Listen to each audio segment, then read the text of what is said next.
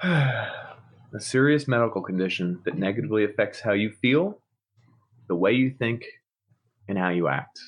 No, I'm not talking about Taco Bell. I'm talking about depression. We've all had it. The blues, boredom, that awful, awful feeling. Join us and try not to feel too down. Thanks. So I'm Dan. And I'm Nick, folks. We're old friends dissecting one topic at a time. People, technology, media, we've got it all covered. Each discussion here is a deep dive into our unique perspective. Taboo, forbidden subjects, they're all on the chopping block, baby. We don't pander to popular opinion. We might even get a little bit dirty. Warning, this podcast may contain mature language and sexual content and is for infotainment purposes only. So join us. Have a good time.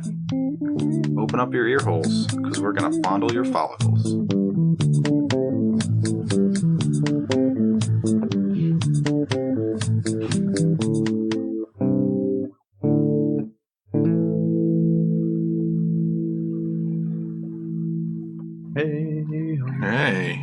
Hey, ho. Pour one for the kipper. Pour one for the kipper, he did. Pour one for the kipper. Pour one for me. It's no British song, maybe. Yeah, just keep pouring them. Just keep pouring them. Anyway, I'm trying to lighten the mood. You know, we're doing a real dark episode here. Yeah. Clown tent. That's beautiful, isn't it? Yeah. Is there something inside of it? Is there a clown? We'll find out. We'll find out. So let's talk about, we're going to talk about what? Sadness, depression, a little bit of anxiety, drugs, abuse, full circle, suicide. Ugh. So if you're going to be a downer, better take your uppers. Level it out. They used to do that. That's how you would deal with suicide back in the day. I think it was pretty much just like, cheer up, here's some cocaine. I mean, something like it. I don't think it was exactly cocaine. It's probably just, definitely. Yeah, it was probably Coca-Cola, which had cocaine in it. And they're like, just drink your Coke. Point. Have a Coke. Could they? Or like Requiem for a Dream, where his mom's like, she's got all sorts of issues, but she wants to lose weight to get in the red dress. Mm-hmm. I just want to wear the red dress. You want uppers, Ma? You crying your teeth? Ma, you want uppers? I gotta sell your TV. Just rapidly vacuuming. Jitterbug. That's one way to cure depression. Mm-hmm. So let's talk about sadness, like the function of sadness. Okay. Like the Disney Pixar movie? Yeah, Inside Out? Yeah. I actually kind of thought that was the weirdest take on sadness I ever seen, because like the whole first half of the movie, I rooted against her pretty bad. I'm sorry. Wasn't it, what's her name from The Office? It was. Yeah, I don't remember her real name, but yeah. I'll have to look her up now. Anyway, she's always like touching the things and turning everything blue, and all the happy memories just get coated in sadness. And it's like, why did you need to touch that? Phyllis. You didn't need to. Phyllis. Yeah, it was Phyllis. Yes, Phyllis Smith. I'm sorry. Oops, did I touch that and turn it blue? She has a perfect sadness. That was good voice. Yeah, that is really good. that was good. Is Amy Poehler? Yes, as Joy. Whatever, is it Joy? Yeah. That was a good movie, cute movie, a little weird, but. No, I love that movie. So the function of sadness was what? To shine light on the negative parts of life and I guess because evoke a change? She almost, I guess, distorted it? She did, and she turned those like core memories that were happy, sad, but they didn't go away. But it was like there's something can be happy and sad. Like you can be sad about something bittersweet. Being over. Yeah, a bittersweet symphony. Yeah. They were sued, They were? Yeah. For that song. Yeah, there was a ripoff in that song. What? Okay, huh. Yeah, I feel like people under 20 who watch us won't get anything we say. No, it's okay. Look it up, folks. Talk to your parents. Bittersweet Symphony. I'm a million different people from one day to the next. So life is a bittersweet of sadness and joy. Yeah. It's a mixture. Mm-hmm. And I guess you need one for the other, right? Because if you're sad one day, you know the feeling of happiness the next day. You know the quote. You know a quote you want to go with. Oh, what is that? Was that a Vanilla Sky movie? Yes, it is. Oh, he knew the quote, folks. I didn't even set him up for this. Yeah. You can't have the sweet without the sour. I think that's what it is. Yeah. You can't have nothing. We talked about Nothing is taste as buds, sweet folks. without the sour. Yeah, it's something. You need one to have the other. Yeah. If your whole life was sweet stuff, you wouldn't understand. There would be no contrast. It would just be the same every day. Mm-hmm. If you have Exactly. some sour, ooh, you make that face, that guitar face. Like if you're doing a guitar solo, you make that face. Me and Ben referred to it as stink face. Trying to get your face out of that skunk's ass. Trying to get away from it. That's what you look like. Real quick, I did have a correction from the last episode. Sure. So, was it last episode we did death? Or the one before that? The one before that. So I knew we were doing it on death. And I was riding my bike. I did a 10-mile run outdoors. I'm the man. I'm the man. I'm the man. I passed by 4 dead things, and I purposely smelled them all. I didn't stop biking to do it, but I purposely smelled them. Yeah, oh yeah, I took a big whiff. Whew. You couldn't even smell the squirrel. No big deal. Who cares? It smelled like almost nothing. I forgot about the death flower. It's not called it's a corpse flower. Oh yeah, the corpse flower. It smells like a corpse. It's awful. Should have mentioned that. You should have. I'm gonna have to have an episode on corpses. just corpses, animating them, dancing with them. Weekend of Anyway, Prinze. the next animal I smelled was a raccoon, and it smelled pretty bad. Not terrible because I was biking by it. Just depends what stage it's at. If it's at like the moist stage where it's off gassing, some nice juices, you probably smell it pretty well. So over at like the big conglomerate chemical company who can't clean up their deer carcasses, there was like a big old deer, and it was getting to the phase where it was turning black, like most of the insides were going, and they were just black. But it was nasty, dude. That smelled like bad hoagie and like farts and like some weird, I don't know, like gasoline type smell. And that almost made me sick, but I breathed it in for the podcast, and I never got to bring it up in the episode. There you go, folks. I did research. The bigger something is when it dies, the worse it smells, is my idea. Like a blue whale would smell like... Oh. God. Seen those ones where they blow up because all the gas inside, and then someone pokes it with a stick and it just explodes all over them? Really? Ah, yeah. Lovely. There's a town in Dishonored 2 that makes all their money off of gutting whales to make whale oil, some kind of oil that they use. Sell it back to the whales? They use it to power all their stuff that stopped me from progressing in the levels, which is ironic. Huh? It has dead whale guts, and whales everywhere, and red blood and flies everywhere in the city, and it's good detail. Good job, Dishonored 2. Huh. It actually looks like it smells bad. I can't smell it, but if I did, it would smell bad. So back to depression. Yeah, the sweet is never as sweet without the sour. It isn't. Is that what it is? The exact quote? Yep. Isn't that what I said? I feel like it's close, but not right. Not right. Incorrect. Incorrect, but incorrect. Let's talk about, I guess, low points. Or the beginning. Get out of here, Microsoft Drive. Hey, pop-ups. Damn pop-ups. I hate Microsoft. Did you know children... Oh, he died. Yeah, he died today. Oh, Jesus. That was harsh. Sorry. Give him a rough goodbye. Yeah, sorry. Children. Children can be diagnosed with anxiety, and they say 25% of kids aged 13 to 18 have some sort of anxiety issue right now. So how old do you think someone needs to be for them to be diagnosed? Because I feel like if you get diagnosed that early, 4 or something, you could get fixated on that drug.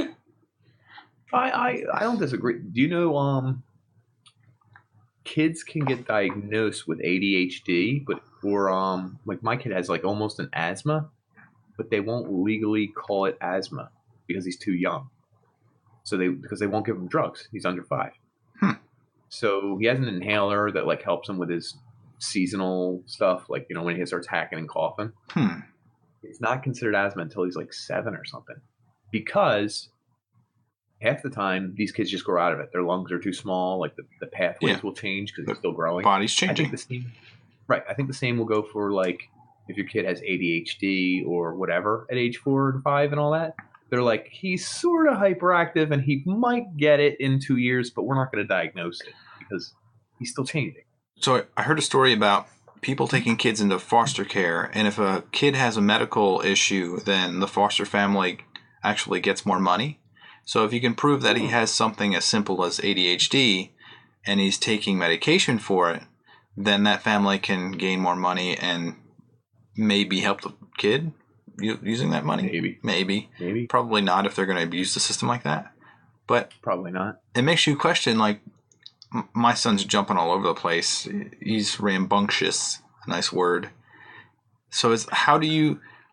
I don't know how you diagnose like a 5-year-old as being ADHD, because I think they're all ADHD to some extent. Yeah, that's totally a good point. And they're going to change.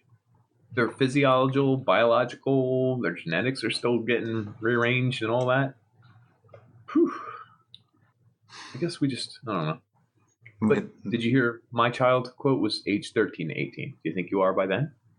Do you think you are diagnosable with what, asthma? I mean, asthma, yeah. Sure. But I was also going with anxiety disorders. So I have a list of anxiety disorders I'll run through real quick. Yeah, and then I mean, I've been anxious up until now. You made it in your life. This episode. Yeah. I was like, you really? Okay, this episode too. Good thing I didn't do the intro. It gets me nervous. Yeah, I did the intro. Yeah. I remember it was. I was anxious. Well, my last intro was a bomb, so I guess this one went off pretty good. So there's one called generalized anxiety disorder. This is like one of the more common ones that people just have. It doesn't matter how old you are or anything else. 3.1% of, I think these are all United States. So 3.1% of the United States. It's still a lot of people. Yeah. Right? Hundreds of millions, right? Or just millions? Dozens. Like 10 million maybe.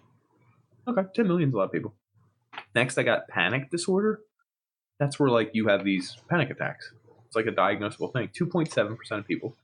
Not a big number, but that's people. I could understand that. Sure. Social anxiety disorder. It starts at age 13. That's roughly when it starts getting able to be diagnosed, and it happens a lot.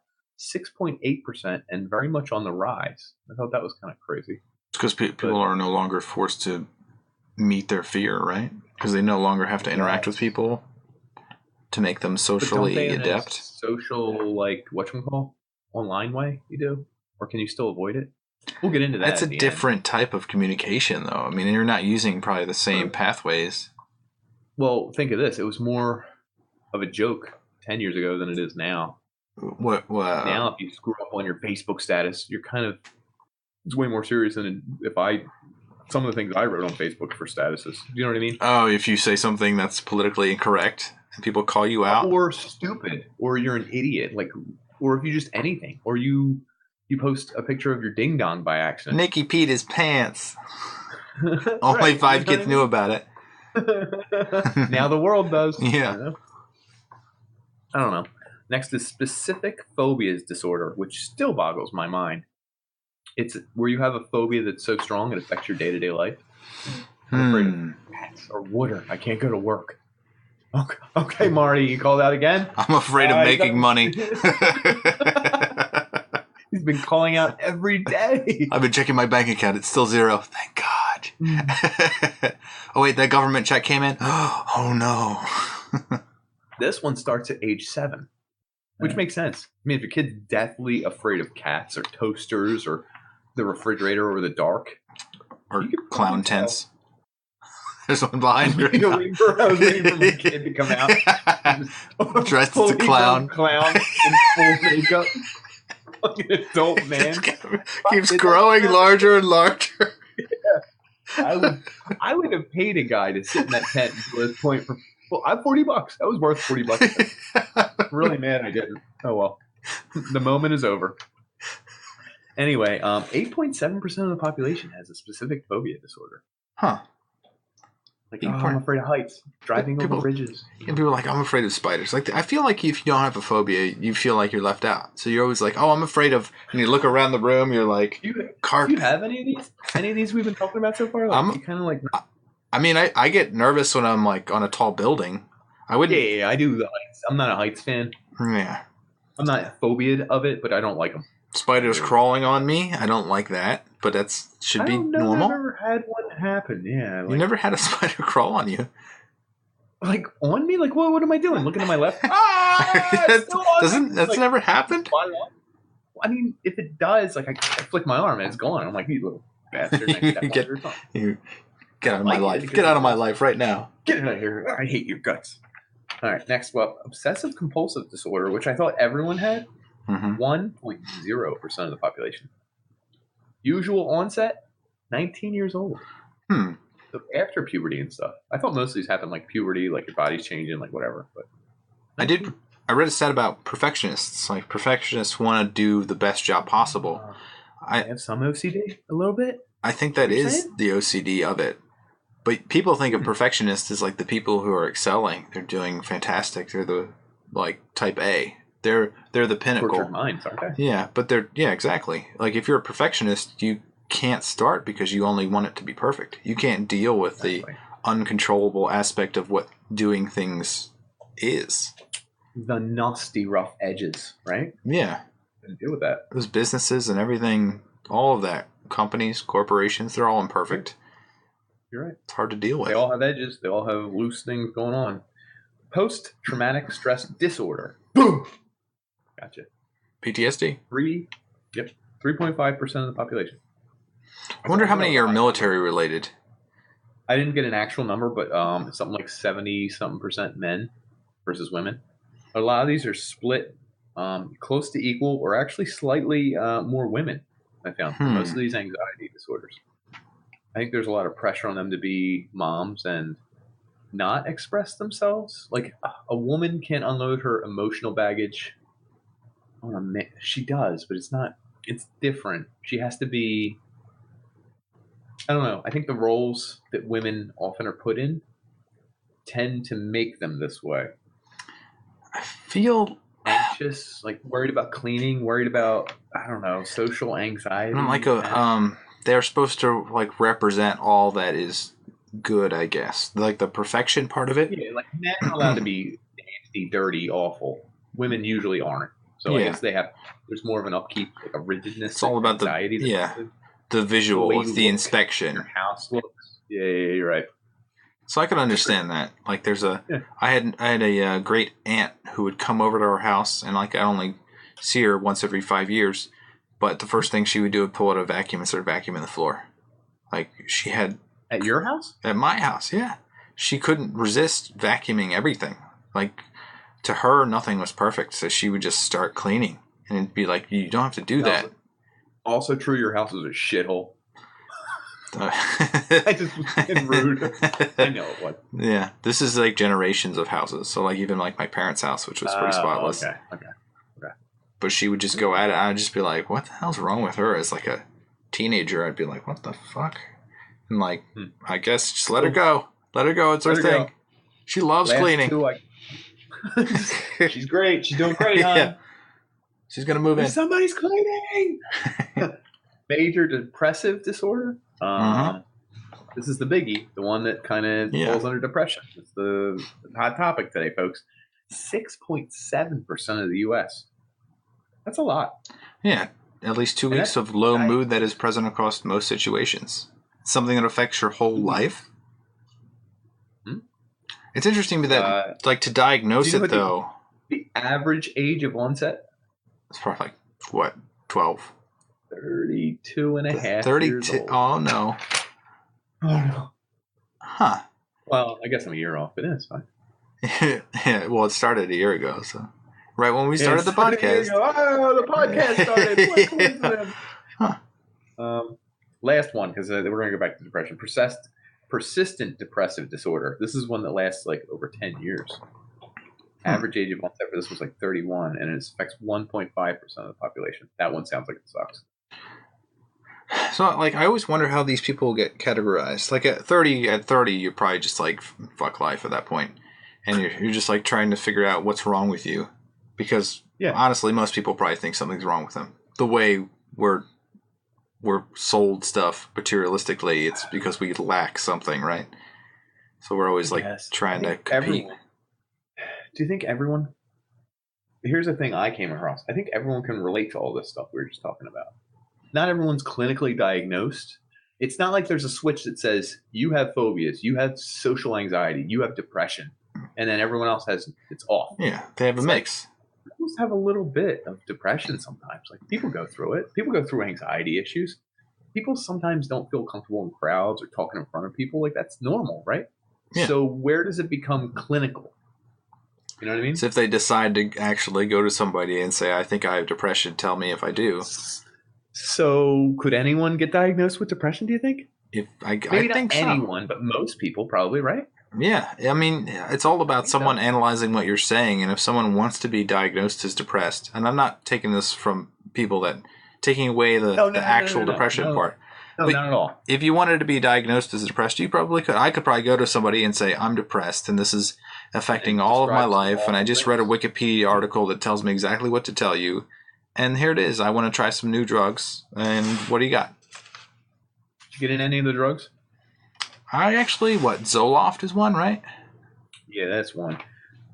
There's a P one.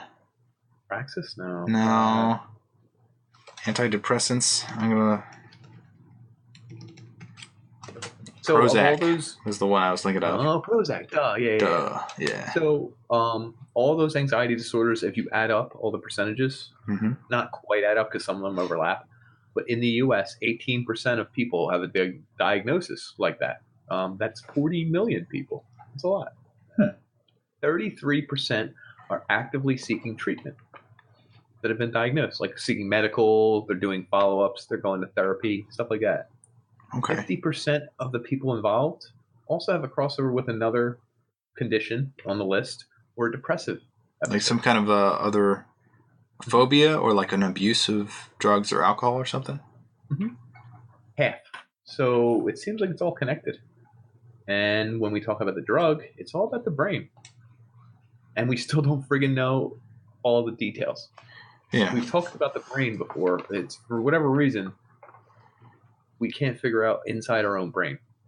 It's because everyone's wired differently. There's so many different connections, and they just know that like certain inhibitors, certain connections in the brain you can disrupt.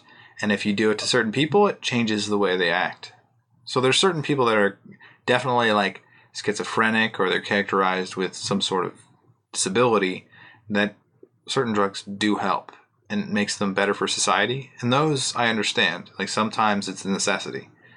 And then there's cases that I find strange, like the percentage of number of people in the United States that take antidepressants is 13%. So it's like 1 out of every 8 people is taking an antidepressant. Or something.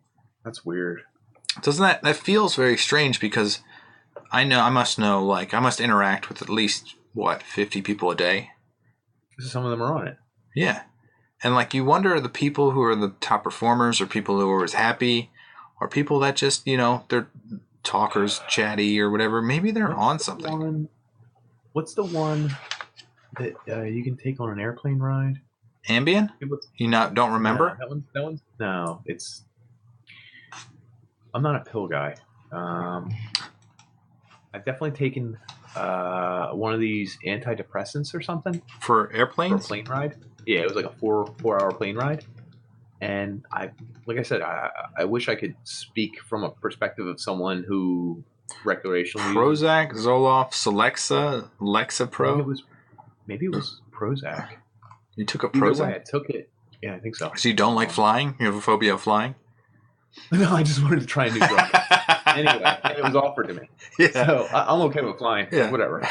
But let's give this thing a shot. Why not? I mean, if you're gonna do it on a plane ride because you're chilling. You know what I mean? Yeah. Nobody's going there. And I remember it wasn't like sleepy.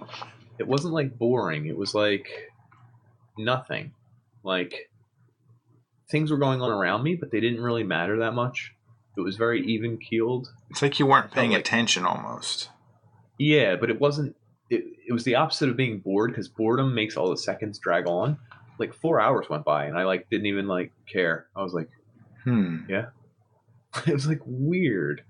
And I think I imagine that's what they do to your brain. They keep you from getting anxiety and worrying and cringing over every second, but it's not It didn't feel natural. And Yeah, I'm not saying not to take your drugs. If you need your drugs, take your drugs. But if you don't need your drugs, probably don't take them. yeah, there's a For an duality airplane there ride. where you need to be anxious about certain things in order to spur a thought that's a positive thought. Mm-hmm. Right. It wasn't a bad experience. It was weird. I didn't particularly, not much of a Zoloft or a Prozac abuser, I guess. So you touched on boredom, and there's one thing that I liked. There's no universally accepted definition of boredom, but whatever it is, researchers argue it is simply not another name for depression or apathy. So it's not something it's not a state in where you're positive or negative or don't feel anything. You're completely aware that you're bored. I think you're just in a state where you're deciding what you want to do, which some people interpreted as like a bad feeling, but it's really not. You're aware of what you're doing and waiting. Boredom. I don't like boredom either. No. But you're saying I guess it's not bad. Boredom's weird in that you're searching for stimulation and you need relief from not having any stimulation. So you're trying to find other ways of expending your energy, really. Okay. That makes sense. I'll get into boredom in a second, but one thing I noticed with my brain research was that serotonin was super important. Mm-hmm. Serotonin helps regulate sleep, appetite, mood, and pain. Mm-hmm. Whether you feel pain or not feel pain. Yep. And apparently people with depression, that's really some of their big hitters right there. They can't regulate their sleep. Their appetite is either overboard or non-existent. They can't help their mood. They kind of feel not pain, but they don't feel right. It's a weird thing. So to have all that happen to you is not simply being sad. Like whereas sad, you're like, they say you can't be depressed over a bereavement during a bereavement period. Like someone super important passes, you are not experiencing depression. You're experiencing sadness. If it continues, like we said, for 2 weeks and then beyond, major depressive, become depression. But there's a line. I kept Googling what causes depression. How does depression start? And no one gave a very good answer. It was always like a lot of factors come into play. I actually have a list of main causes of depression. Yep. Abuse, medications, conflict, death or loss, genetics, major events, personal problems, serious illnesses, or substance abuse. It's a decent list.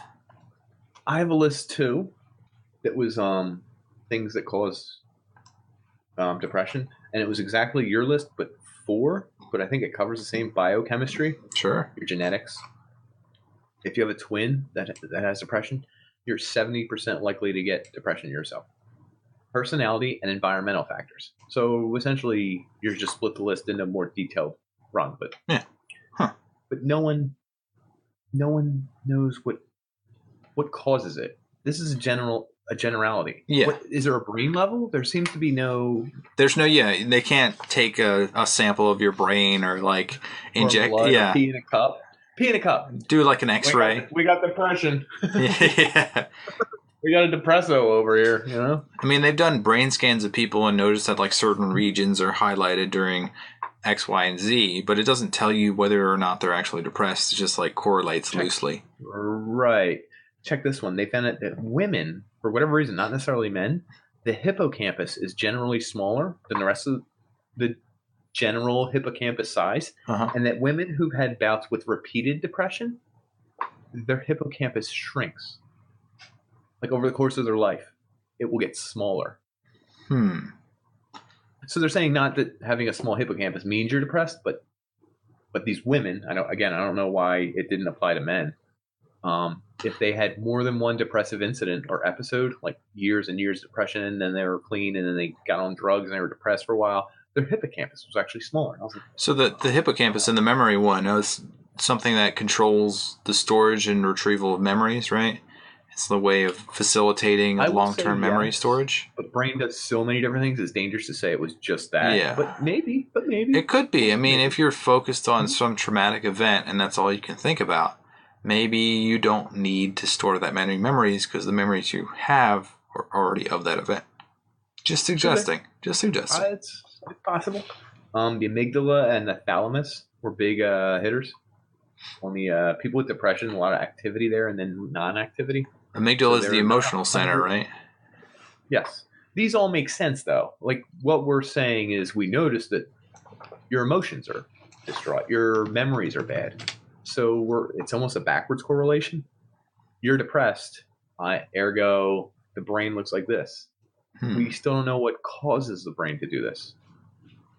It's not just an imbalance of chemical X, Y, or Z, because, like you said, every person is different. They don't know. And sometimes the medication works and sometimes it doesn't. Did you come across that? Yeah, so this is my main problem with, so I have a big problem with people being diagnosed with depression and given medication. So they don't really know how much to give people, and they don't really, I mean, they have a general idea that it's going to take X number of months before it takes action, but very rarely do they say, we're going to let you off of it after X number of months, and then you should be fine. Right. It's an ongoing thing, right? Yeah, so I know somebody that was prescribed medication, and whenever there was something that negative happened and it got worse, they're prescribed more medication. Oh, they just keep upping it. Yeah. It never went down. That's weird. And then coming off of it, I mean, your brain is so fixated on what it thinks is happy moments because it's given a drug. Your brain doesn't know what a happy moment really is because it's just been given those like feelings.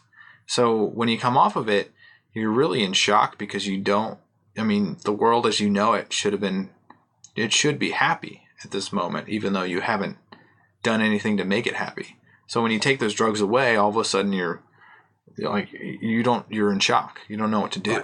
Crutch theory. I mean, withdrawal. You become dependent on it. It's a little bit, yeah. Yeah. It's weird. I want to talk about maybe, have you ever felt depressed or anything? You think you've ever been depressed? So before you get to that one, there's one out the therapy. They said something about like your deep sleep cycle, your REM cycle. It like somehow controls how depressed you are. So for people that have been given like light therapy, apparently it disrupts the normal cycle of sleeping and waking, and that disrupts how your brain reacts. And then if you shift, like sleep shift people, and then they wake up later than they normally do, somehow that corrects their depression. It's a strange, weird thing. Like your sleeping causes it. Yeah.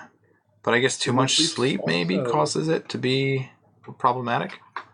So one I didn't touch on because it's a very small percentage, seasonal affective disorder, which is very debatable. And like whatever. No, I agree. I lived way up north in upstate New York. No, well, upstate New York, you only see sun for like 3 months of the year. The rest of the year, it's all gray and bleak and cold. So I could understand if you were alone. And I think this feeds actually perfectly into your "was I ever depressed" question.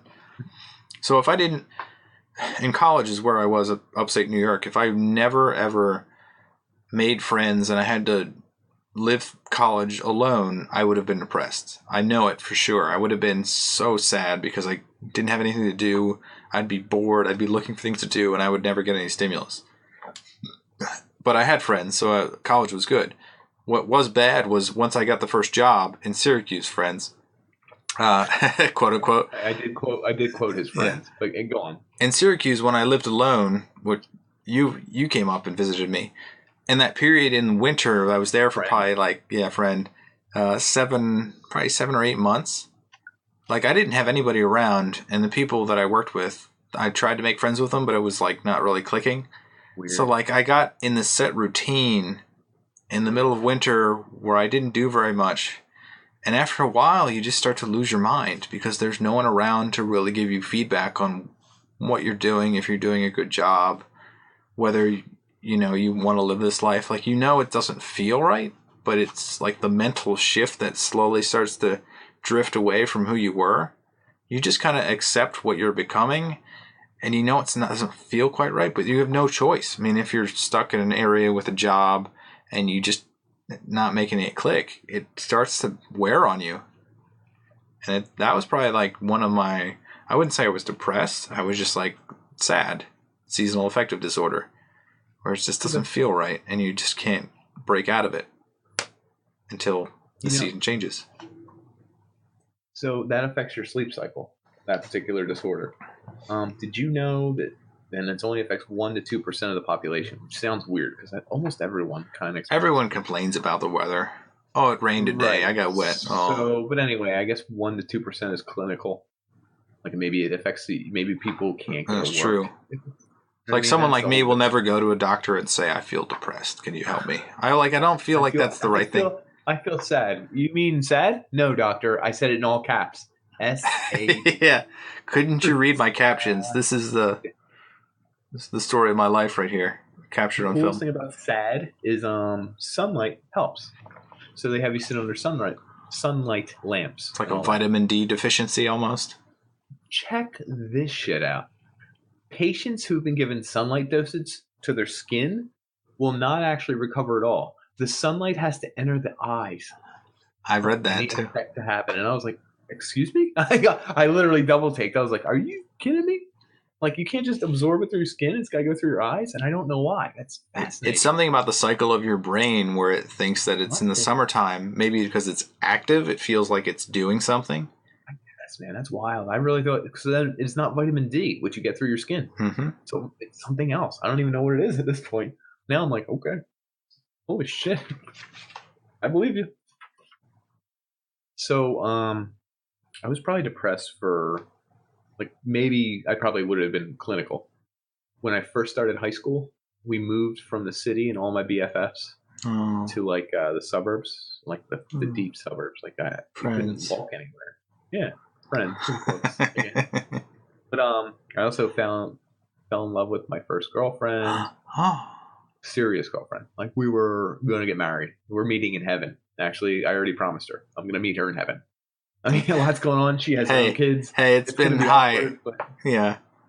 Okay. I can say her name. Hey, Kim. I guess we're going to meet in heaven. This is going to be weird.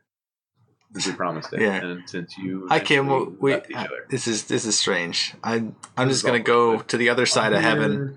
I'm just gonna go over that side. We got to check in like once in a while. Is this cool? She's like, yeah, Nick. I never thought about you since we broke up. It's okay. Yeah, maybe. I have 3 kids. She has 2, I think. Actually. Anyway. Combined, you have 3. That's true. We do. The couple. I'm sure it's written on a bunch of stuff in Max Meyer's playground. Anyway, I would visit her. I took 2 SEPTA buses with a transfer. It took me an hour, and I would visit her back in Philadelphia. So this sounds really crazy. You were in love? On it, oh, 100%. At 13, I just started playing roller hockey. So the orange ball, the lilac ball.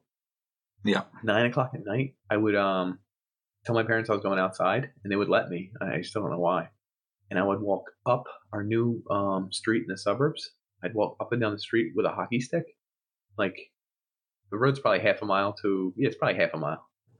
All the way to the top of the street, just rolling a hockey ball along like where the curb was. That's so sad. Just go up and down. For like, I would do this for like an hour or 2. Looking back, it's crazy. I mean, I would write really dark poetry that was like the pain. Isn't this the beginning of teenage years, though? I mean, coming of age. Isn't this all of? Dude, listen, it's very related. It's not like it just happened at 13, but it's. Whew. They one time they found all my dark poems and they confronted me, and I told them I was just doing an experiment. That was the worst feeling in the world. Oh man.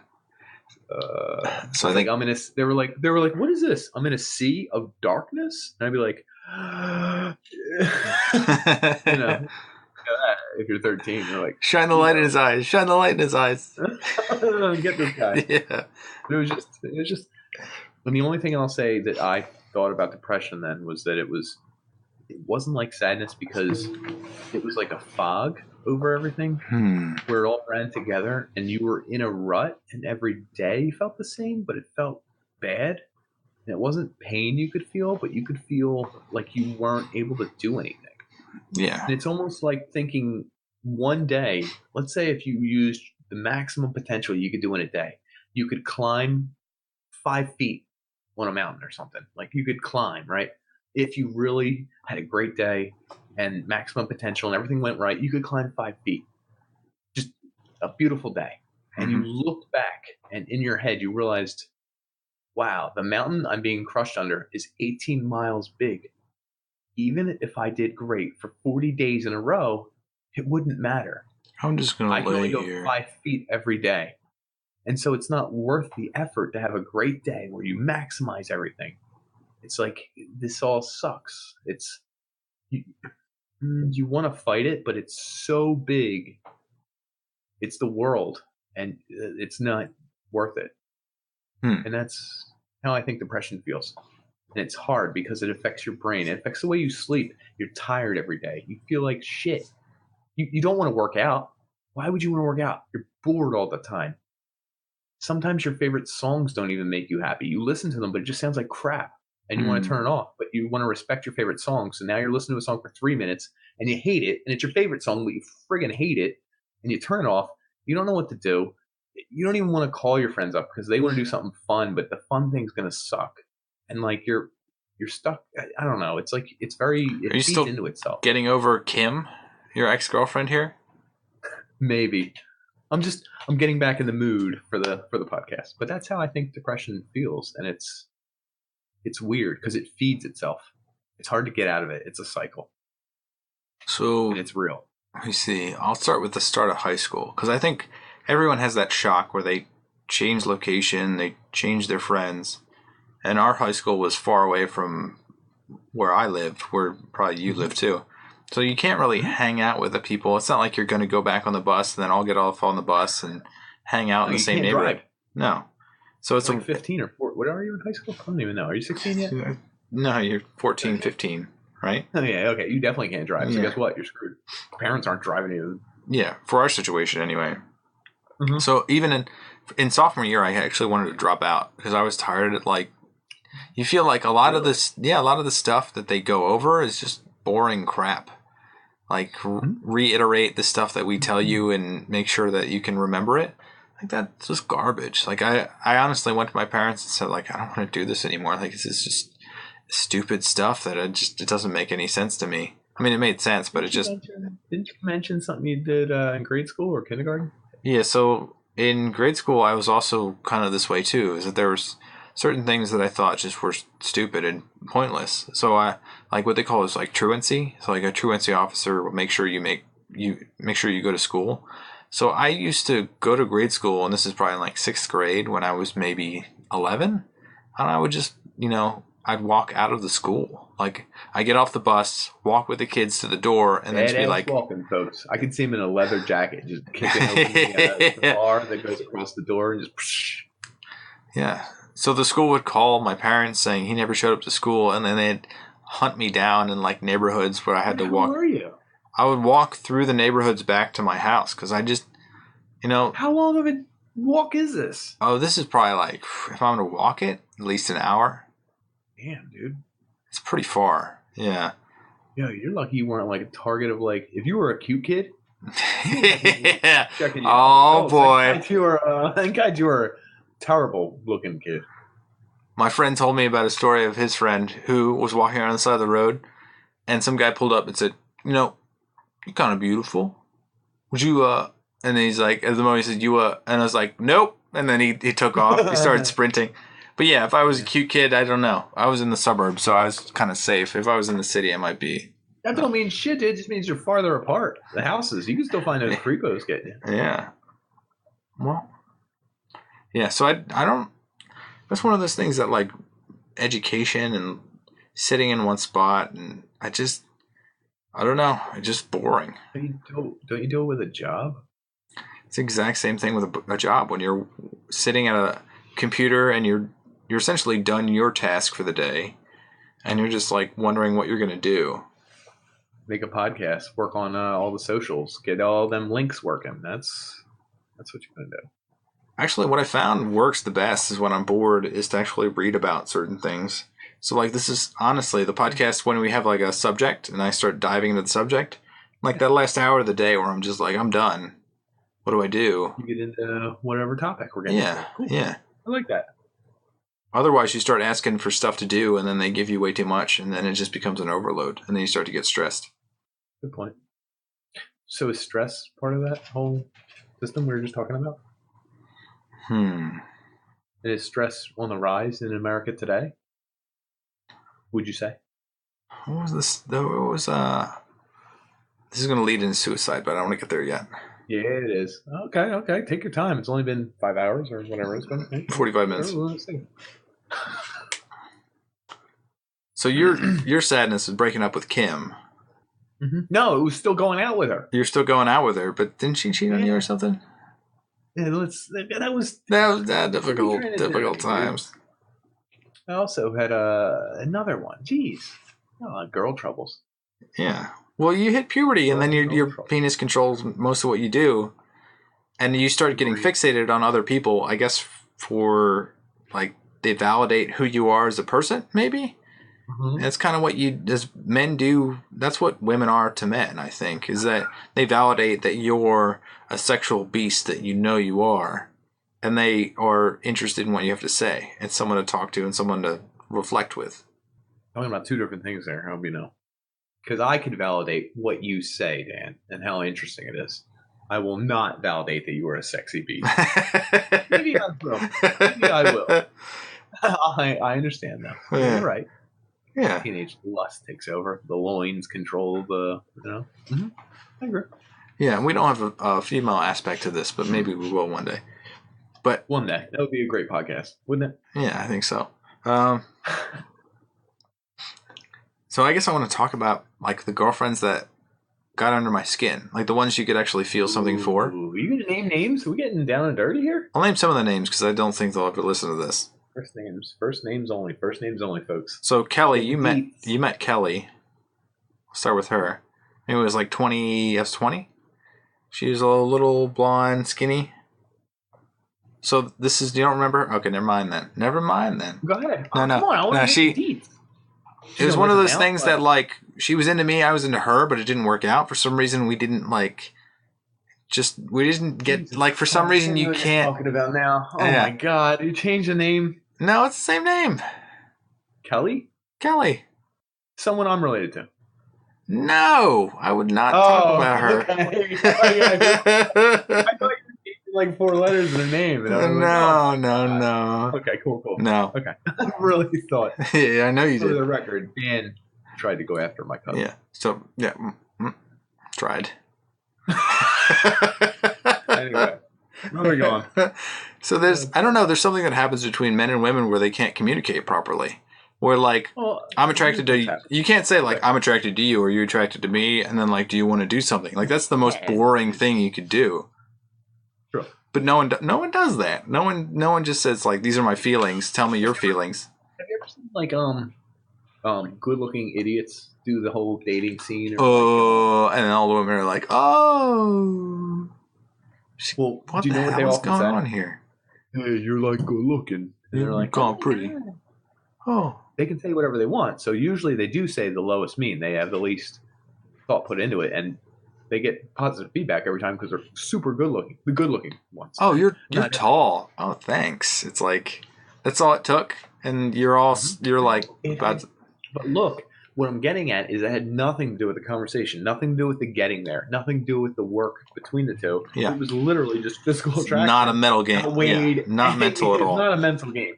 That's why all the pickup artist stuff and like the things you can say to get girls is mostly bullshit. I mean, if she's attracted to you, she's attracted to you.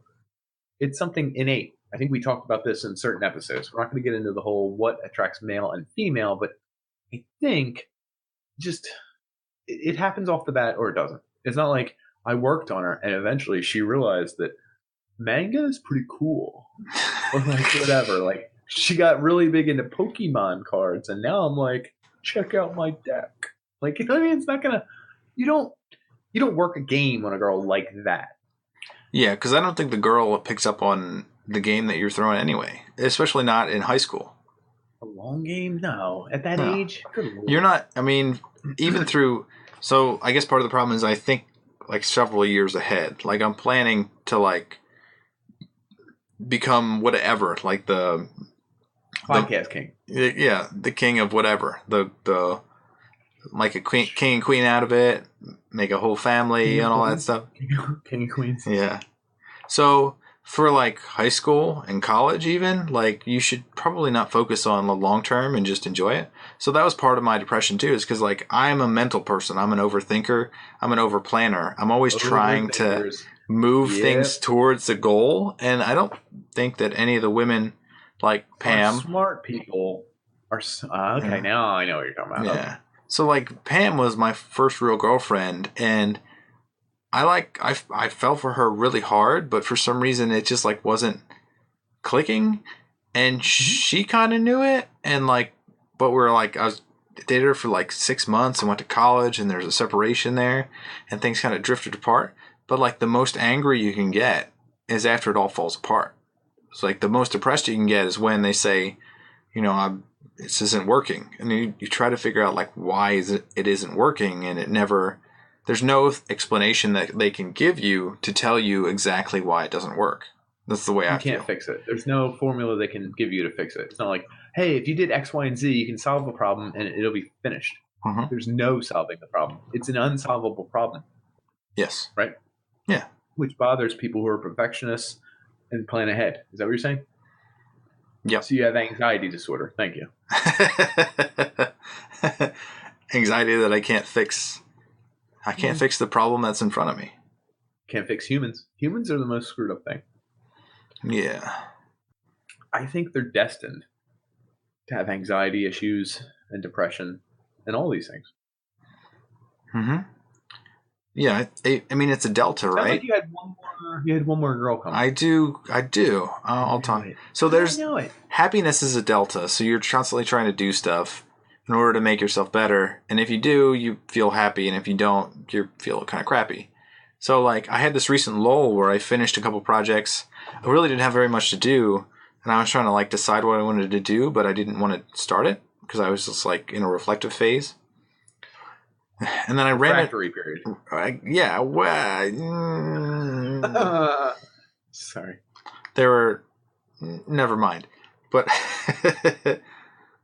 so there, I ran into somebody that actually made me feel like excited, and I think I'm like old enough, mature enough to understand like what's going on now, which I haven't told you this yet.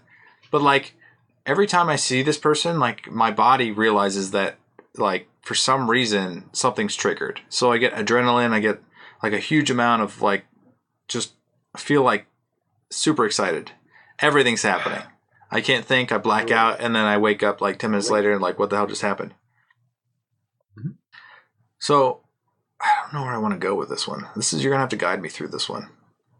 Okay. What I'm gonna say is, do you think if it doesn't work out or can't work out or shouldn't work out, that you're going to be depressed from this?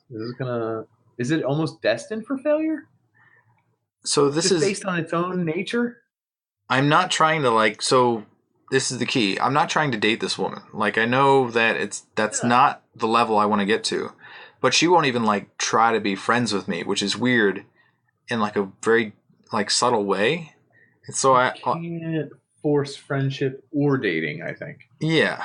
And so I think you're left with the exact problem we discussed earlier. There's no X, Y, and Z to fill out. There's no X plus Z equals Y. Mm-hmm. I mean, that was a terrible math equation, by the way. But there's no formula or facts that you can do that will change it. Exactly. There's no formula. It's just open-ended, and the open-endedness goes to nowhere.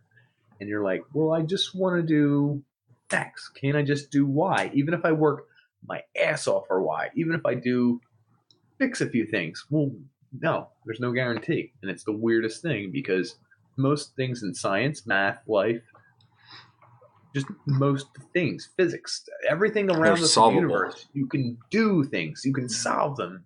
Even if it's an impossible solution, you can work towards it. Yeah. Right. With humans and this thing you're talking about, friendship, love, depression, sadness, happiness, excitement, they're all emotions. Emotions they don't have an X value. They don't have a level. They don't have anything. There's no way you can control them. There's no way you can input something into them that they'll output something you want. They're weird. Yeah. They make no friggin' sense sometimes. Yeah. You can't lob the key over and then turn the key and then all of a sudden emotions pop out. It's like, what I've learned through maturity, and it takes a while for this to happen, is that exactly that. You can't expect people to feel a certain way, but you can feel a certain way. So if it happens to you and you feel like, you can't do anything about it, maybe that's okay. And you have to understand that, like, you might feel excited, and that's good to feel excited, but maybe you can't use that excitement to go anywhere. Yeah. You just have to feel the excitement. That's its own end. Yeah. I think a lot of the times I used to force relationships or try things with women because I felt like it was the necessary thing to do. But, I could be passive about it, still be open to it, and let things happen. Or in this case, where I actually asked her if she wanted to do something, and she shut me down like nobody's business. I'll put that. And I was like, I could never explain exactly what I was trying to say because they never give you that shot. But that's okay. That's also okay. Yeah, I got shot down. He's doing a shotgun. But from my perspective, it's not getting shot down because I'm not trying to date her. Like, that's not what I'm trying to do. I don't disagree with any of this. Yeah, and I think that's my whole previous, like, dating, all the depression, all the things that happen when you're, all your emotions are going, you want to dive all in, and then nothing happens, and then you feel like all those emotions that you put out there, just try to retract them, swings back the other way. Depression is emotional, in your opinion. Hmm. Like, it doesn't have a solid basis. It doesn't have a XYZ. There's no solution. There's no cause. It's a tangle of things that we can't really 100% describe or control. When Pam broke up with me, the first thing I do is just walk outside and sit somewhere and just try to think it through. It doesn't matter. You can't. You go out and sit somewhere? I try to get away from people just because I think about things. No. What do you do? Go out in the woods or something? Yeah. Yeah. Do you? Yeah.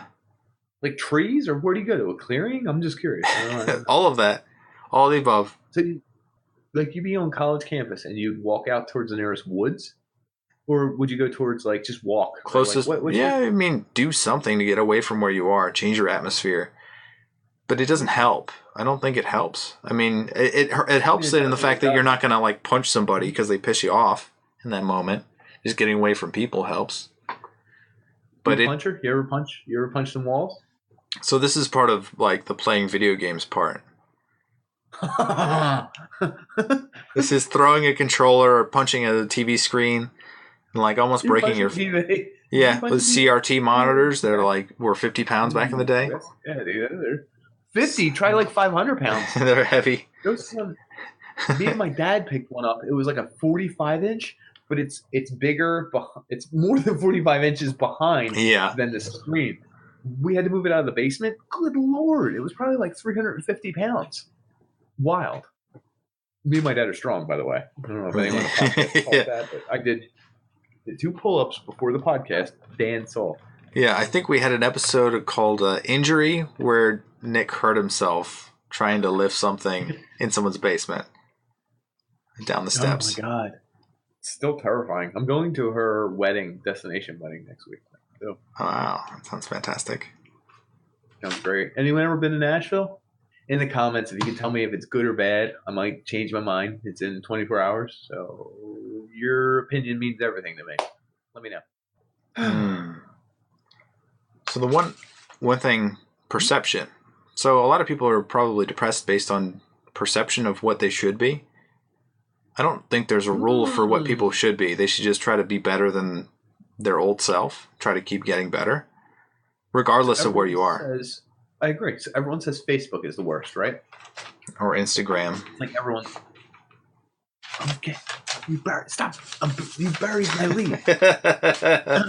You unburied my lead. Oh, sorry. So everyone says Facebook is the worst because everyone's grandparents are on it. It's super political. It's charged. It's got stupid half memes. They're not even real memes. They're like corny half memes. Yeah, they're stolen from somewhere else. Yeah, exactly. Facebook is the least original site. Anyway, people hate it. Whatever. It's your grandmom's cookie recipe. What's going on in the neighborhood? Politically charged. Whatever. Instagram is probably the most depressing because it makes everyone look like a supermodel, a super chef, or a super happy parent. Like Instagram is where you put your glamour shots. It's the fifth largest social media website right now. Instagram is? Facebook. Yeah, Facebook's number one. They have YouTube, WhatsApp, stuff like that. 800 million people use Instagram. That's a lot of people. It is. It's where you put your glamour shots. It's where you put your pictures of your vacation or the perfect dinner garnished perfectly, set at the perfect spot with a perfect filter. It's where you have your kid's report card perfectly sit here next to his other award. Instagram, I think, is a problem because it's your perfect spot. It's where you put your perfect pictures. Facebook, you put some perfect shots, you put some everyday shots, you put your dog, whatever. You move down the list, like different social media sites are usually for different things. Do you agree with that? Yeah. Okay, cool. Tinder is where you put your dong shot. Do online now, guys. That's right. What is it? Online online now, guys. Oh, what's that? Dong? Vsauce? Oh, is that what it is? Yeah. Oh, that's awesome. I actually did come across that. I forgot. Yeah, good call. So like Snapchat is where you send like either dirty pictures or your vacation pictures or celebrity run-ins. Like that's where you got to put them. That's like a rule of thumb. Twitter is where you put pictures that are like either depressing or funny. Does that make sense? I don't feel that at all. I think people just spam that crap everywhere. Because you follow 800 people. Anyway, this guy's a Twitter bot. But anyway. Yeah. Sorry. Reddit is where you put like nerdy stuff.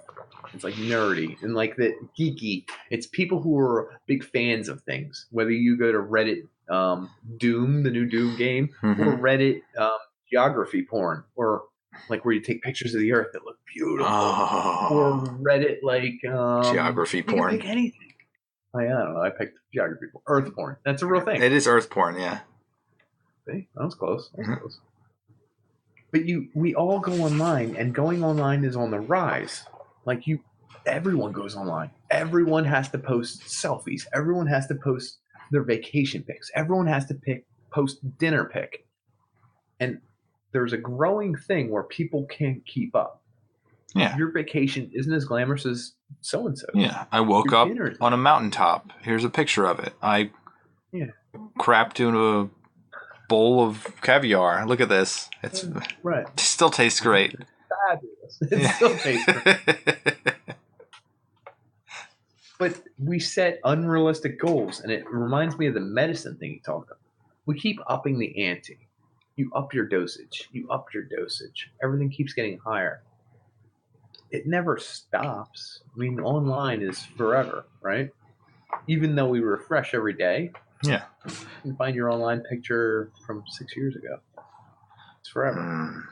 We keep upping our ante. We need to be better. We need to be supermodels. We need to look like this in our bikinis. We need to have dinners that look like this. We need to go on vacation, places that look like this. And I think the reality is we don't. The reality is we don't, folks. Yeah, because you're sourcing pictures from, 800 million people? One picture a day is going to be better than what you can experience in most of your life. Don't follow everyone on the Instagram. Let's say you follow most of the people you know who are regular people like you. We follow like 8 to 10 supermodels, and you follow 8 to 10 super chefs, and you follow 8 to 10 people who have like super good kids who like do crazy savant shit, and then you follow 8 to 10 people who have like super craftsman skills. You're always going to be behind them. That's what they do, and you will always feel behind these people. And I think it's a condition that happens in people. You go on Instagram every day. You gotta like your friends, your cousin, mom. She always posts that stupid picture of you, Throwback Thursday. Your dad, he tries to do carpentry, but he's awful. But you gotta like it anyway. You gotta follow your cousin, your friend from high school, your BFF from college. Shout out BFF from college.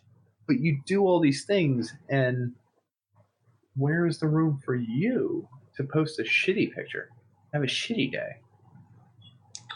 I feel like there should be a social network that captures just average people doing shitty things. It's Twitter. I'm telling you, It's you're doing Twitter. it wrong. I'm doing it wrong. Twitter is so I read an article on the I Wanna Die meme. Mm-hmm. Jesus Christ. Do you want me so hard to... You want to gather your thoughts? Because I have 2 stats here. Oh, go ahead. Please do. It won't help me gather my thoughts, but go ahead. All right, sure. So it's keeping up with the Joneses. Is that feeling that you need to match whatever somebody else is doing. We talked about this a little bit before. So like luxury cars, you see like a really nice car on the streets, something that's probably worth more than like maybe 80 grand, like really high end. It's like 60% of the luxury cars out there are not owned, they're leased. Uh-huh. So like most of those people actually probably maybe they're returning them at the end of 3 years. Yeah, they're not living they're not actually wealthy. They just like to try new stuff. So in my job a few years back, there was an intern that was driving a Mercedes. Turns out he was just leasing the Mercedes. Like he wasn't like a wealthy person. He was just an average person who was just like, I'm going to try this out for a year or two. So it's kind of a strange thing to see all these like really nice cars around, but those people probably don't own them and they probably don't care about the car and they didn't pay for it. They're just renting it for a short while. Right. At an expensive price, but still. Don't try to match yourself to what you see around you. Don't match yourself to Instagram or whatever, obviously. Yeah. It's the same idea. People might try. It's the same thing with housing. It's like people have some really nice houses and it seems like, how do they afford it? You never know someone's finances until they can't afford something. It's like in 2008, the housing crisis hit, and something like 2% of homeowners, they filed foreclosure, bankruptcy. Really? So, yeah, a good majority of people probably in your neighborhood can't afford the house that they live in. So if you're looking at somebody, their physical property, you don't know how much they're leveraging in order to own that stuff or to look that certain way on Instagram or to go on that vacation. They might be broke as shit and living a terrible life, and they could be depressed on antidepressants and trying to be perky and happy. You don't have no idea what these people are actually doing. Maybe they post one picture and the rest of the time they're frowning and crying and sobbing on the floor. Imagine it. If there was a frown in the picture, it's not getting posted, right? Yeah. You're only posting the good thing. Again, the highest part of your bar. The highest bar from the individual you're looking at is getting posted. So really, we don't know how much is not getting posted. Yeah. If you were forced to post every picture you took, how crazy would that be? That would be awesome. Yeah. Even rich people have awful pictures, like with their kids running away and it's all fuzzy. Yeah. And then there's a picture where the dog's shitting right on the lawn, and this is going on, and someone spilled wine on their marble. If you spill wine on marble, it's porous. It'll go through the marble. Yeah. Can't use that on tabletops in restaurants. It's a food code violation. Though I did. You got to seal it. You got to seal it. 10-year seal. 10-year seal. Contact Nick at freeblowjobs.com. Anyway. Did you gather your thoughts? No, not at all. World Health Organization. Who?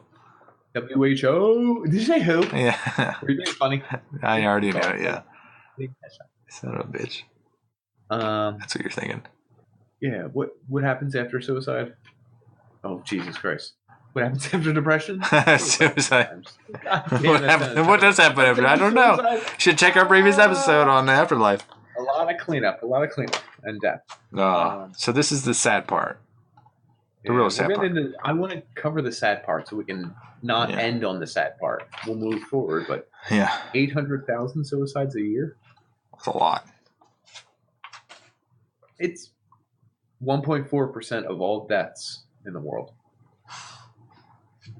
a year. Willingly deciding that they didn't want to live anymore. People choosing. So my mom used to say, suicide has a definitive end and there's no way to correct the problem. So if you wanted to fight the problem, committing suicide doesn't mean you get to solve the problem. It's true. So it never really seemed like an option for me in any situation.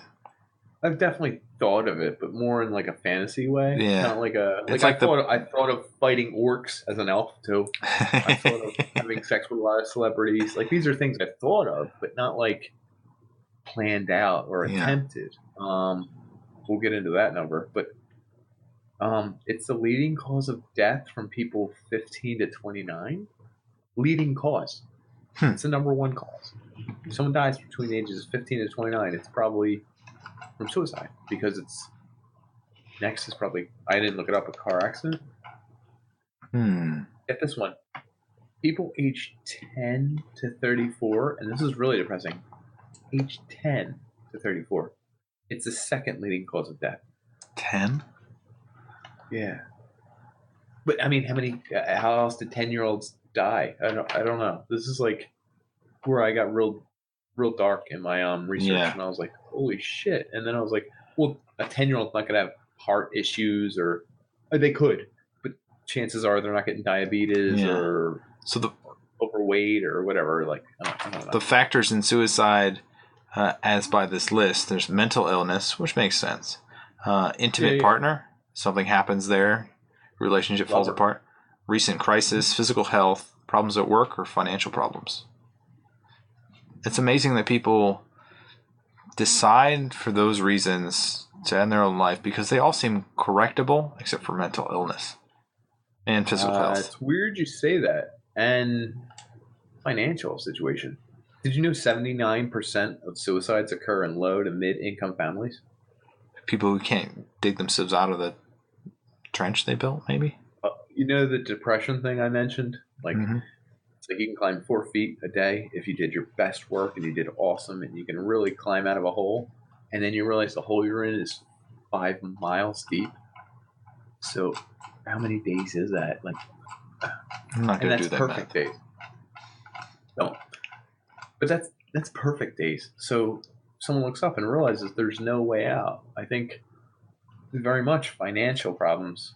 And we've discussed in an episode before, the people who have the least money are the most taxed. They're the most overworked by banks. Yeah. Overworked. To get caught in a debt cycle with like credit cards, bail bonds, and cash advances. All that stuff costs money. More money. It's all the same factor, right? At that point. Yeah, it kind of is. Which is depressing. They surmise that one person commits suicide every 40 seconds in the world. By 2020, at the current rate of expansion of human life and expansion of suicide, because that's on the rise, thumbs up everyone, one person every 20 seconds will commit suicide. They have hotlines and shit. We've touched on this call. And if you do need help, go call. We will literally say that. I would never say not to. I might. The suicide. So the one fact I read is that the suicide lines don't really help you in the long term. Sure, right now, if you're having an issue, call, try to figure yourself out. But if it's not working, you got to find something else. Don't stick on the suicide lines because in the long term, there's no appreciable difference. But right now, maybe. So don't do it. Just think about it. Obviously, don't do it. The CDC did a report that from 2000 to 2016, the era of social media rise, suicide, at least in the United States, is up 30%. That's I mean, that'd be from 1% to what's 30%? 1 times 3. Yeah. What was that? It's up 30%. Well, let's say it was at 1%. Yep. What's that number put it at? What's 30%? 1.3%. Okay. Yeah, that's easy, huh? Well, you gave me the easiest math problem ever. It doesn't sound like a lot, but 30% is it's weird. Chester Bennington, Lincoln Park, right? Yeah, what did he commit? Suicide? Was that suicide? Yeah. Chris Cornell, I think. How did he do it? You got to explain what happened. I didn't want to give it. Do you want I want to know. Yes. Please do. I don't know Bennington's. Look up. I'll talk about like Robin Williams. So Okay, how was his happen? Probably was age 63 at the time. yeah, he was age 63. He had 60? yeah, he hung himself because he had Lewy body disease, which is like We don't know why anyone did anything. this is But factual. he had. Yeah, well, that's I know he his had wife. the disease. Doesn't His mean wife that's why said he that's hung why himself. he did it, because he was slowly losing control of his own self. What? That doesn't mean that's why he did it. I guess that's true, because there is spin because the family could control the situation, saying it was one way or the other. He was faced with And like don't a get me life wrong, of Parkinson's. The fact that he had it is a big part of it. It could be part of it. Yeah, you don't know what he's thinking. Suicide, I feel like is right, 100%. He could have just stumbled upon child pornography and then been like, "This is it. I can't do this. This is ridiculous." Yeah, Who knows? That's a form of dementia. That By the way, he didn't. I just picked the worst thing I could think. I don't know what he just said, but I ignored it completely, like you should. Good. Ignore it. But I'm saying we don't know what any of these people experienced an hour before they did it. I don't know. Yeah. Maybe they went to a website where it shows you kids killing themselves. Maybe they went to a website that showed you other people killing themselves. And then they were like, this is so messed up. I can't be here. I can't do this. I have no idea. So what if you watched 6 kids kill themselves? Age 10 and under. What would you do? So this is my thought process. If I saw that happen, it's not like this world is so bad that I need to end myself. It's the world is so bad out there that maybe I can influence it to be better. Maybe I can prevent it in the future by being something else. Good way to look at it. Maybe I can have a podcast where I say that's a terrible thing and everyone should change it if they can. It's a great idea. It is a good idea. Put it in your notes. Yeah. So is that what your final answer here? Did you look up anyone's suicide? You got Chester Bennington. Anthony Bourdain, recent. Yeah, he was third on my list. How old was he? He was 61, so older. So like I'm not that old. I don't know what it feels like to be that old. I don't know how much things weigh on you. Man, how weird is that? You can't reset your life once you get that old. I mean, honestly, if you decided like maybe I'll have another kid. At 61, you're gonna be really old. I mean, you can still do it, but not. Hold up, check this. 61 sounds old, right? It does. 61 to 91, your whole life, practically. Yeah, isn't that you wild? could relive a whole life. That's literally a whole life. I mean, you're older. I don't know what you can. Yeah, do. I don't know if you're gonna make it if you're Anthony Bourdain. Did a lot of drugs. True. But yeah, he hung himself. It's kind of sad because he was filming a show with, I think it was, I don't know what show it was, but he was with Eric Rapay. I don't know how to say his name, but it was a friend. And he was supposed to show up to dinner, and he didn't show up to dinner. And then he's supposed to show up to breakfast, didn't show up to breakfast. So his friend Eric was like, something's not right here.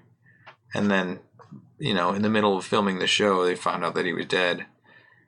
And he doesn't really, I don't know why he did it. I mean, all accounts, he seems like he had a good life, but you never know the dark side of people. It's the same thing, Instagram and posting the happiest parts. He said the sad parts people don't talk about. Most of the mass shooters end up killing themselves, right? Not all of them, obviously. Most of them. Yeah. This is a stigma that you don't want to talk about the bad parts of your life because no one wants to hear it, which is a terrible way to live life. It is. I found out on this podcast that she committed suicide. Marilyn Monroe. I had no idea. And then you told me when you Googled it one day. Yeah. There was a big headline in the newspaper, right? Marilyn Monroe was at pills? Yeah. I think. You told me and I forgot. But I either way, I didn't know she committed suicide. Again, all of these are supposedly. If crime investigation comes in and tells us that someone made it look like a suicide, sure, I believe you. Was Elvis? Elvis was pills too, right? Did he die on the commode? That's so weird. That's like a rumor. I think he did. And I think Heath Ledger died of a mix of drugs as well. Overdose. Right. So did, what's her name? The girl who, Amy Brown? Winehouse?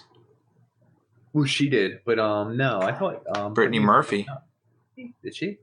I think she died of pills too.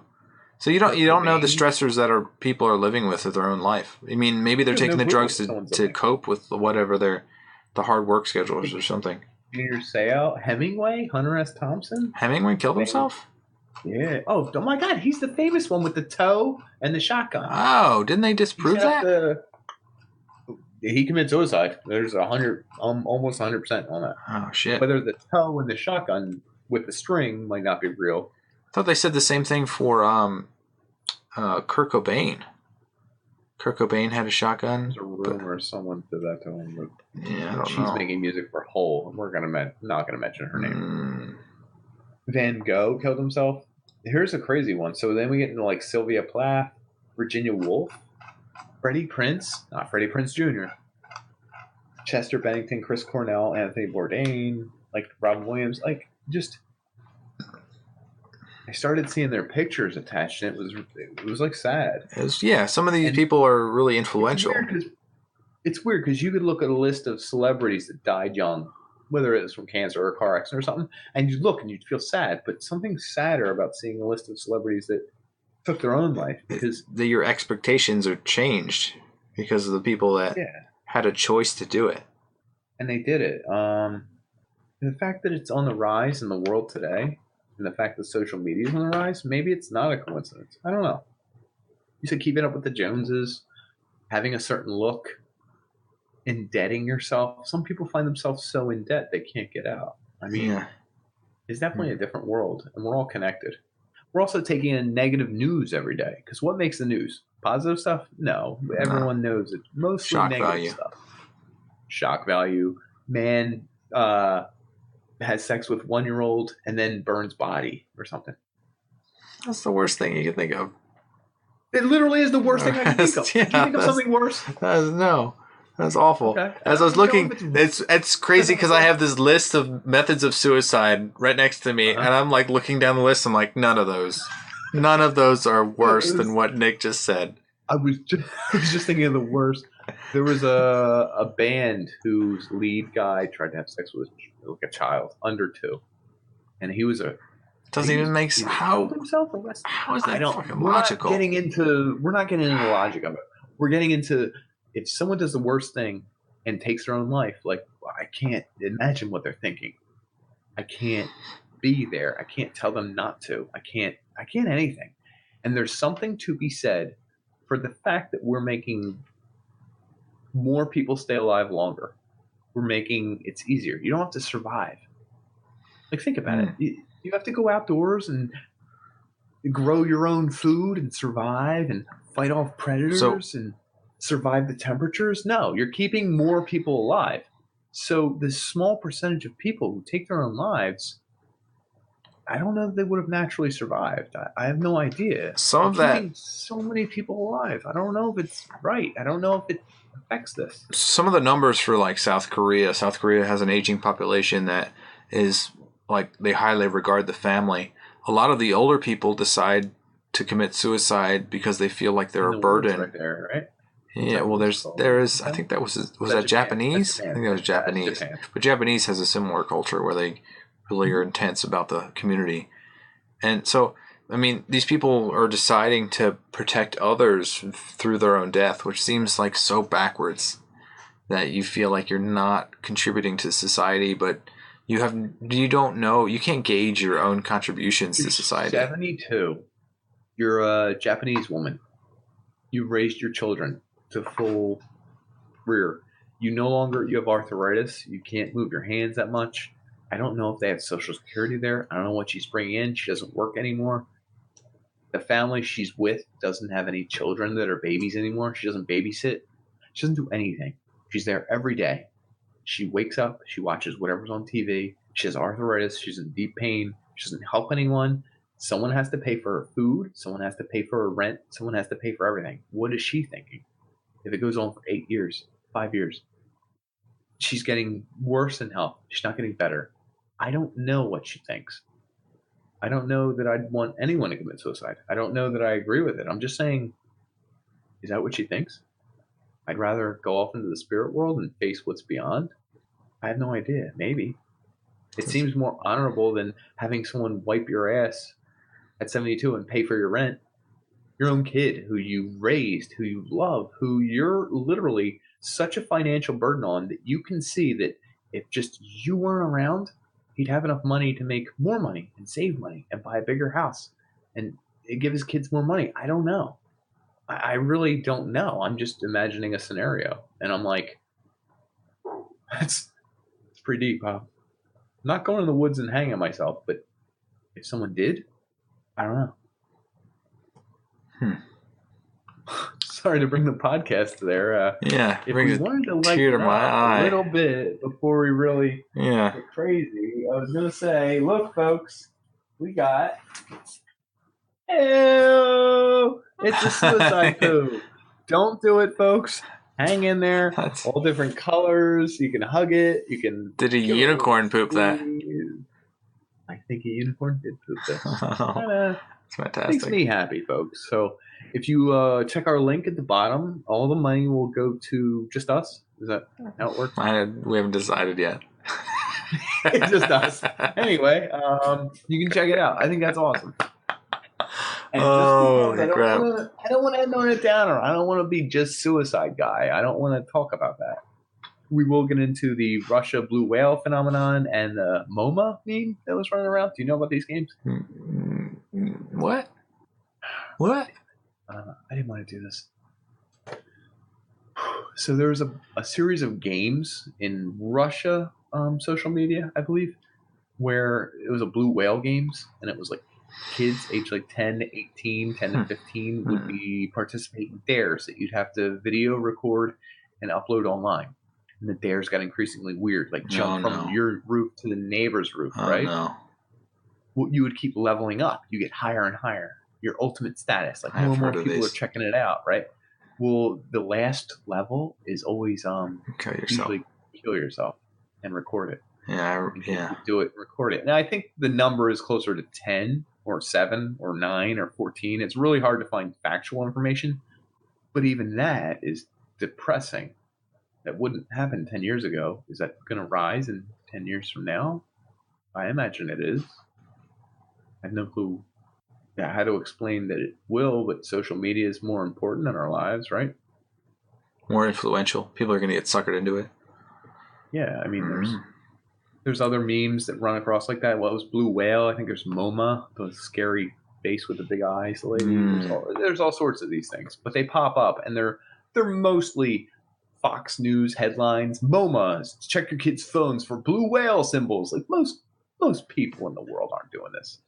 But the fact that some are is weird. It is disturbing. And it does talk a little bit about the human condition. We're living too good of a life combined with too bad of a life. We're destroying the planet, maybe. We're headed for disaster. We're doing crazy, terrible things. But we all have super iPhones that can give us all the answers.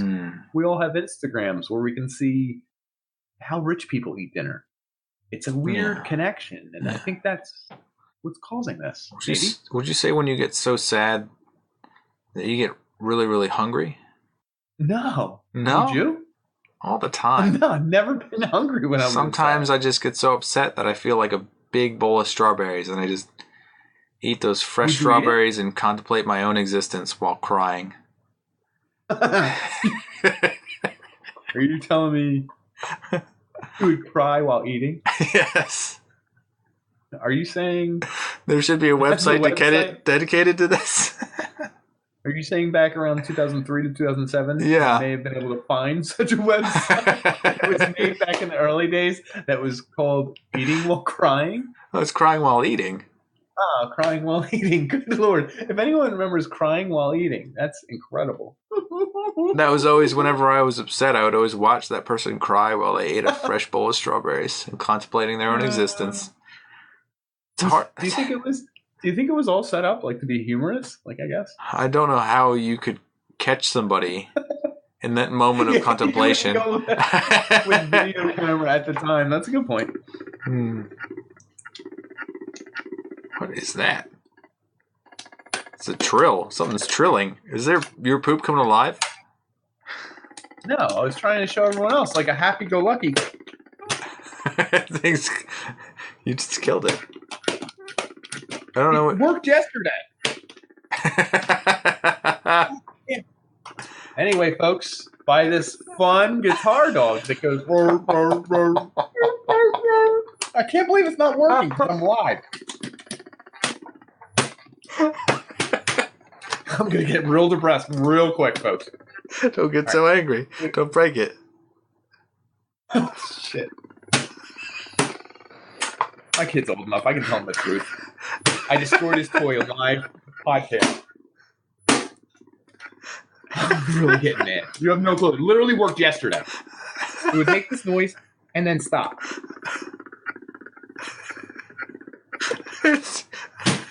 Anyway. Oh, man. Don't get depressed. Don't be sad. Don't be caught up in the Instagram problem that's going around us. Go to Twitter and social media skew. Oh, good word.